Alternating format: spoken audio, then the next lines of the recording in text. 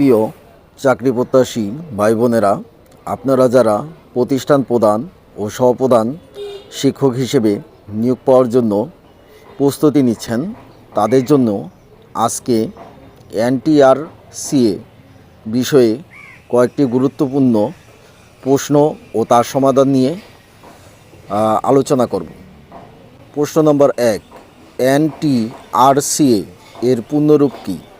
উত্তর, non government teachers registration and certification authority.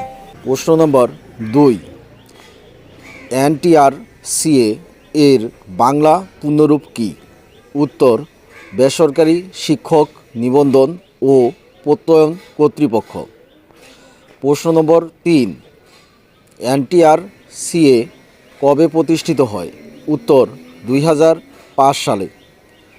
4 নম্বর প্রশ্ন, কোন আইনের মাধ্যমে এনটিআরসিএ প্রতিষ্ঠিত হয়?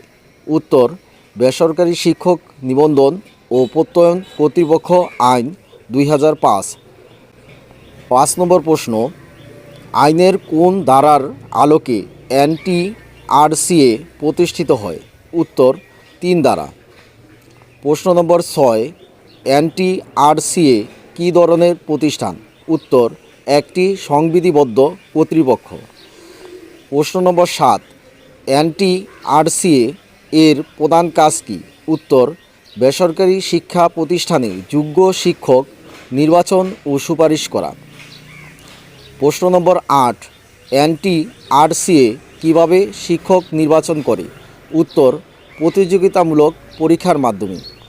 প্রশ্ন নম্বর 9, এনটিআরসিএ কী প্রদান করে? উত্তর, নিবন্ধন ও প্রত্যয়ন।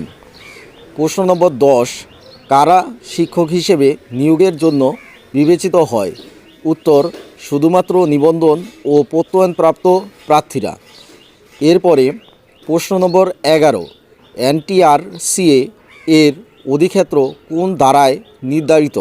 উত্তর, 9 ধারায়।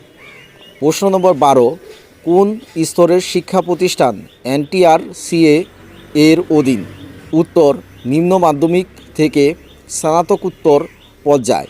প্রশ্ন নম্বর 13, কারিগরি প্রতিষ্ঠান কি এনটিআরসিএ এর আওতায়? উত্তর, হ্যাঁ। 14 নম্বর প্রশ্ন, ভোকেশনাল ও টেকনিক্যাল প্রতিষ্ঠান কি অন্তর্ভুক্ত? উত্তর, হ্যাঁ। 15 নম্বর প্রশ্ন, মাদ্রাসা শিক্ষা কি এনটিআরসিএ এর অধীনে?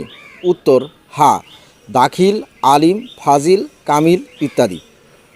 এরপরে প্রশ্ন নম্বর 16, শিক্ষক চাহিদা নিরূপণ করে কে? উত্তর, এনটিআরসিএ। 17 নম্বর প্রশ্ন, শিক্ষকতার যোগ্যতা নির্ধারণ করে কে? উত্তর, এনটিআরসিএ।